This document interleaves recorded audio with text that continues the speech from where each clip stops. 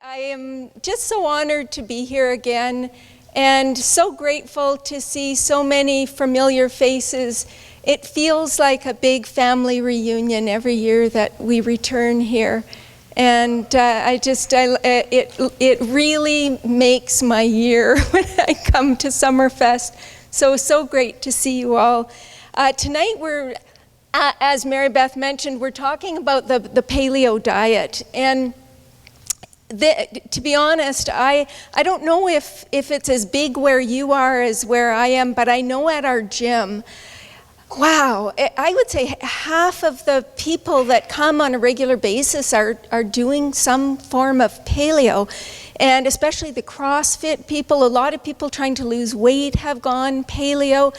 To be honest with you, this is the diet that concerns me more than any other diet ever has. It's big, it's growing, and as a vegan, it really is tremendously concerning to me. And so I took some time to really look at it. And so this evening, what I wanted to do is just briefly share those findings with you.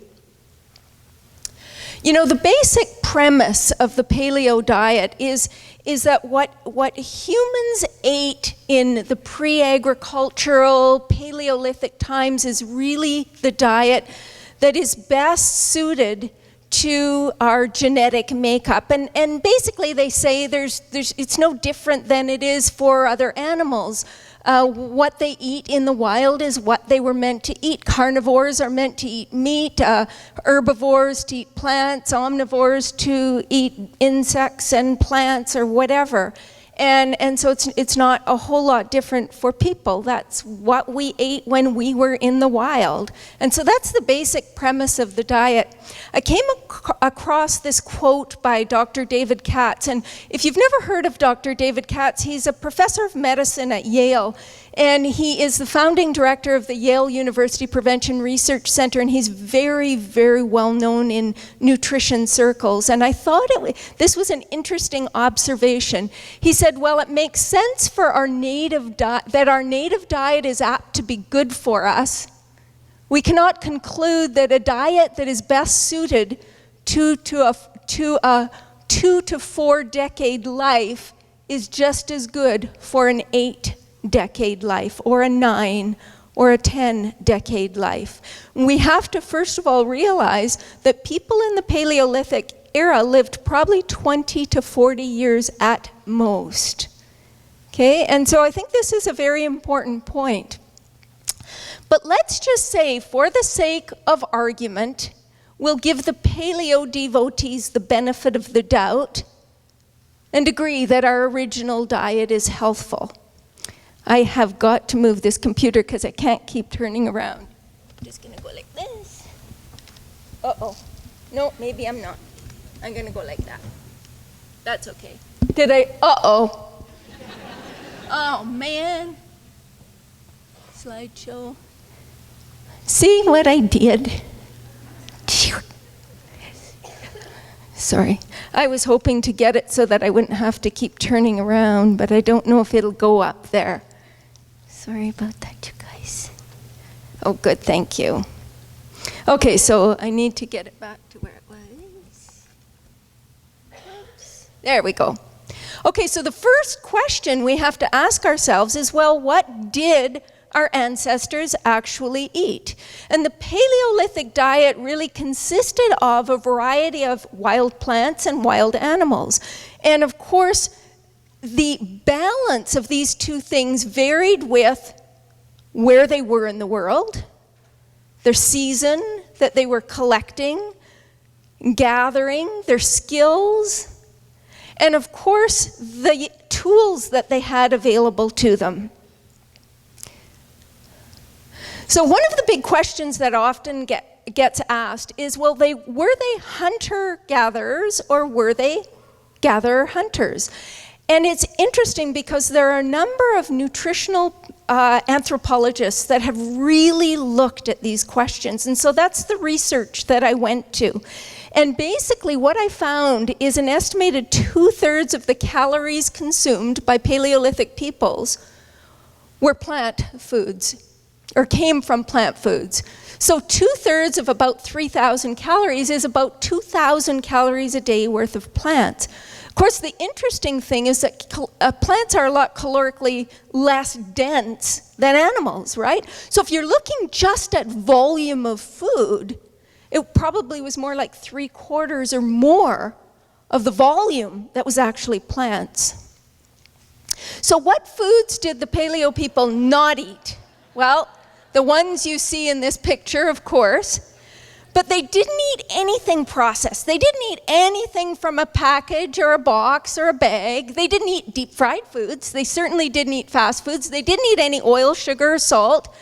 They didn't consume the milk of other mammals, only the milk of their own species. They didn't eat any of products that would come from those, like cheese and ice cream. They certainly didn't eat sausages, hot dogs, hamburgers, lunch meat. There was no processed meat. Did they eat grains and legumes? Because this is one of the things that you hear, that there were no grains and legumes consumed. And in fact, very recent evidence suggests that this isn't true, that at least some places in the world, the people in this era consumed grains and starchy foods, starchy vegetables. So what do today's paleo fans actually eat? Well, they attempt to copy the Paleolithic diet. So they consume meat, and they have a preference for wild or free range, so they say. They eat poultry, fish, vegetables, fruits, nuts, and seeds. Here's their paleo food pyramid, and what you see at the bottom of this pyramid is a variety of just about every animal you can think of. So that's the base of their pyramid, okay?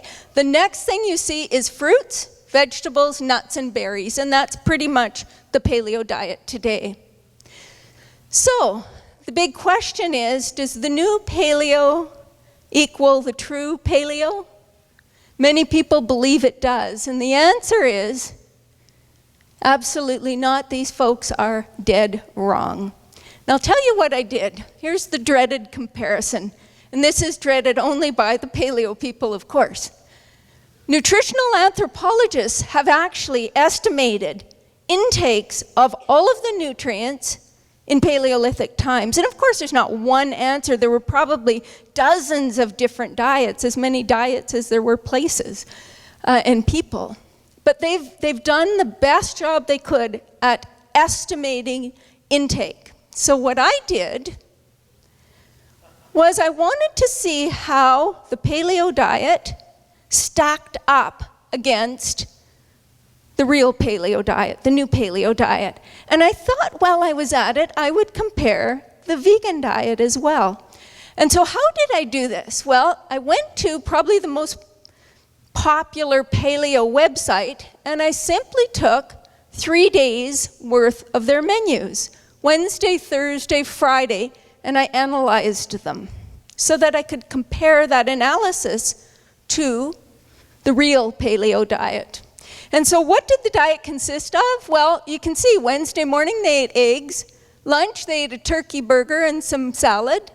Snack was berries and almond butter. Dinner was a crock pot pork loin. And Thursday morning was the only meal that they didn't actually have meat or eggs at. It was a breakfast smoothie. Then lunch was a crock pot pork loin. At the snack they had meat, jerky, and veggies. And dinner was pepper steak.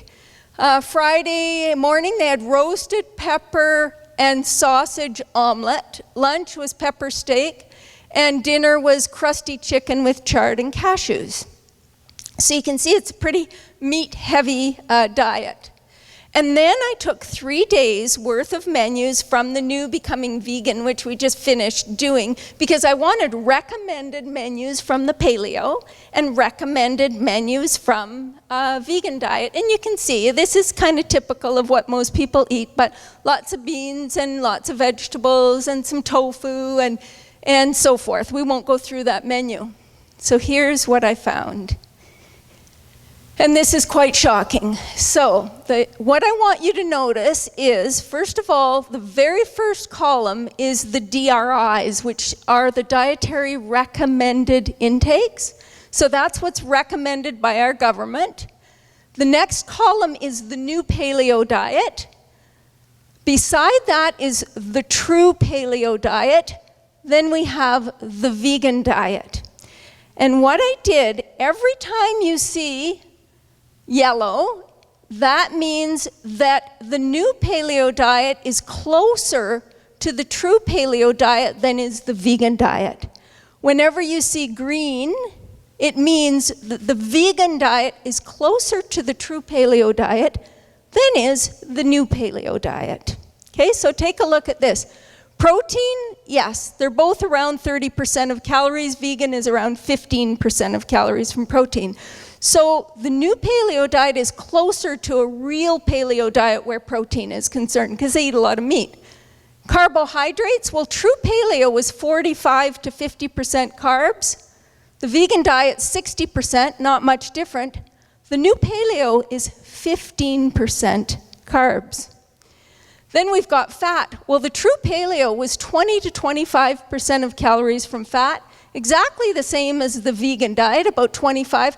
The new paleo was 53% of calories from fat. Next, we have saturated fat. True paleo, 6%. Vegan, 5%. The new paleo, 19%. Cholesterol, of course, is 1,308 milligrams of cholesterol in the new paleo, 480 in the true paleo, and of course 0 in the vegan. Even the ratio of omega-6 to omega-3 is actually closer in the recommended vegan diet than it is in the recommended paleo diet. But this is the thing that made me do all of these calculations. When I looked at Eaton's 1997 paper that was estimating these numbers, I saw something that made my eyeballs pop, and this was it. True paleo people, and I should have said that I actually adjusted all of these diets so they would all have 3,000 calories. So we were comparing apples to apples, okay? So they were all 3,000 calories, but check this out. 104 grams of fiber in the true paleo diet. And some estimates are anywhere between 1 and 300 grams of fiber. Can you imagine eating, that amount of fiber? The average vegan who's eating 3,000 calories, which is a lot of calories, eats about 81 grams of fiber. So they were eating, where does fiber come from? Plants, thank you. How many plants were these people eating? A lot. More than we do. Even if we're eating 3,000 calories. That was the big red flag for me with paleo. Now, what are the real paleo people eating? About 31 on a 3,000 calorie diet, if they eat a 3,000 calorie diet. Otherwise, they're probably eating 2,000 and they would be eating about 20 grams of fiber. So now we continue on looking at vitamins and minerals. Check this out. All of the vitamins, except vitamin A, are closer on a vegan diet to true paleo than is the new paleo diet. It's only vitamin A that's closer.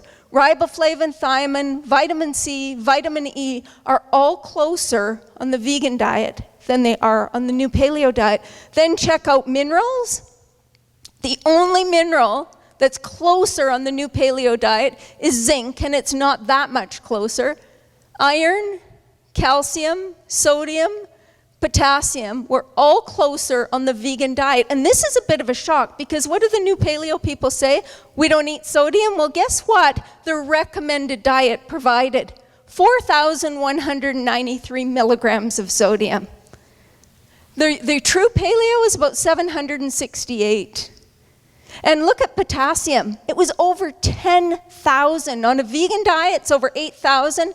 The new paleo, it's not even 5,000. So really quite shocking.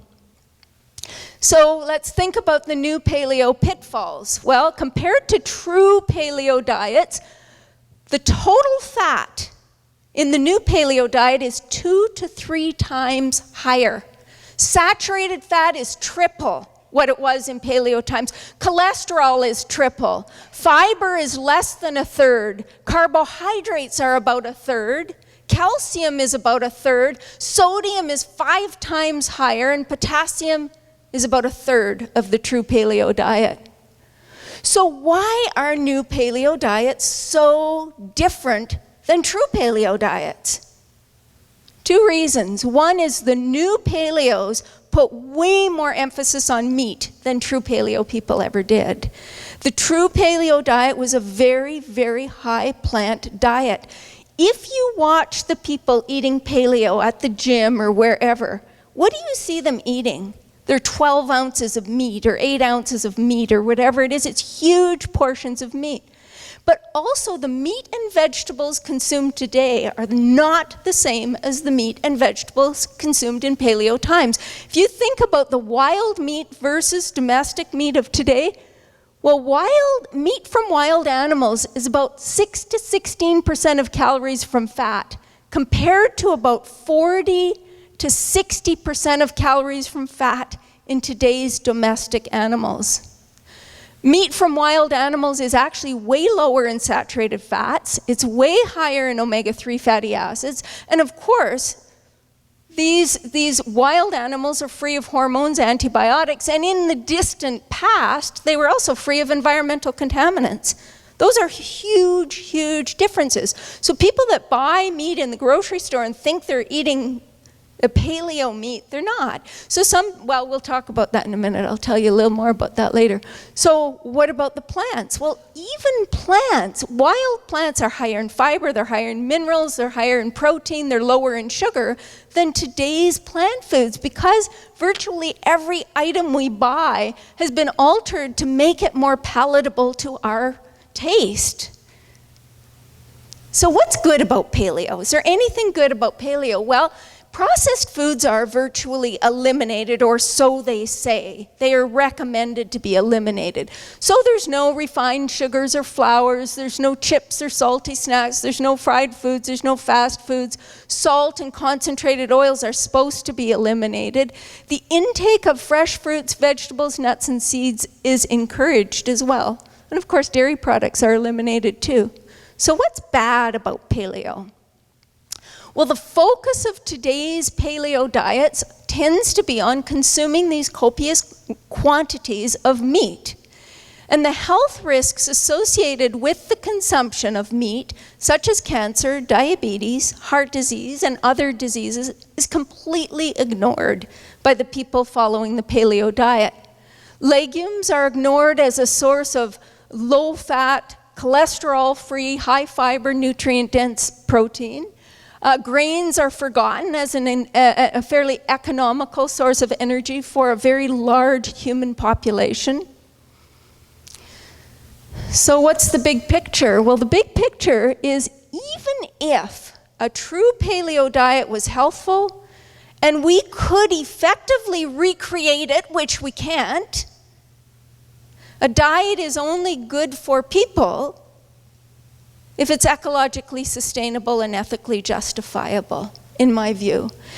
And the human population is no longer a few million people. It is over 7 billion people. And if our entire population ate a paleo diet, the devastation would be incalculable. It is really and truly, in my view, environmental madness. And this is what scares me so much about this diet. It ignores the environmental crisis that makes eating on the lower on the food chain really an ecological imperative. If everyone lived the way Americans do and ate the way Americans do, we would need an estimated 4 planet Earths to sustain the current population. If everyone ate the way paleos do, we would probably need 10. It is absolutely frightening. And for me, the scariest thing of all is the more popular this becomes, the more of an ethical nightmare it becomes.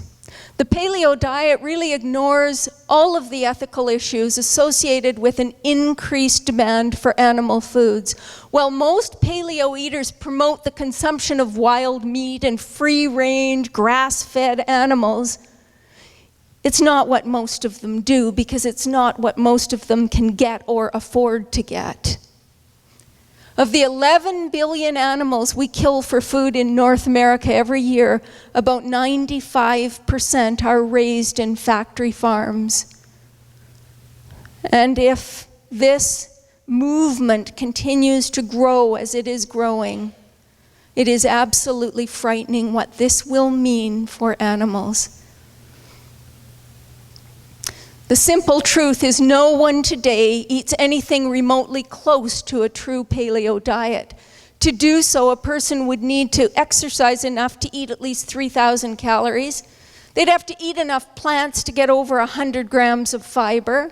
They'd have to eat meat with less than 10% of calories from fat. And unless they're eating antelope or moose meat, they're probably not doing that. They need to avoid salt and sweet and oils and all of those things. They need to avoid all dairy products. They need to avoid all of the fried fast foods and processed foods as well. The take-home message tonight is this. If you're set on eating like people did in pre-agricultural times, you might want to take a serious look at a whole foods plant-based diet, because that's about as close to true paleo as anyone will ever get in today's world. And at least this way, we wouldn't be putting such a dent in our environment and in our animals. Here's the bottom line. This is what a healthy paleo lifestyle strategy would be. Avoid fatty meats, eat your veggies, and get daily exercise. I love that picture. That's the paleo life. And you know what, I'm just going to end with telling you that yesterday the express edition of Becoming Vegan was sent to press. And this is about 300 pages. The comprehensive edition, which will be close to 700 pages, will be out in January. So just so that you know that they're coming. They're coming. We've completely rewritten them. So. And with that, we will end. And I say thank you very much for your attention. And thank you.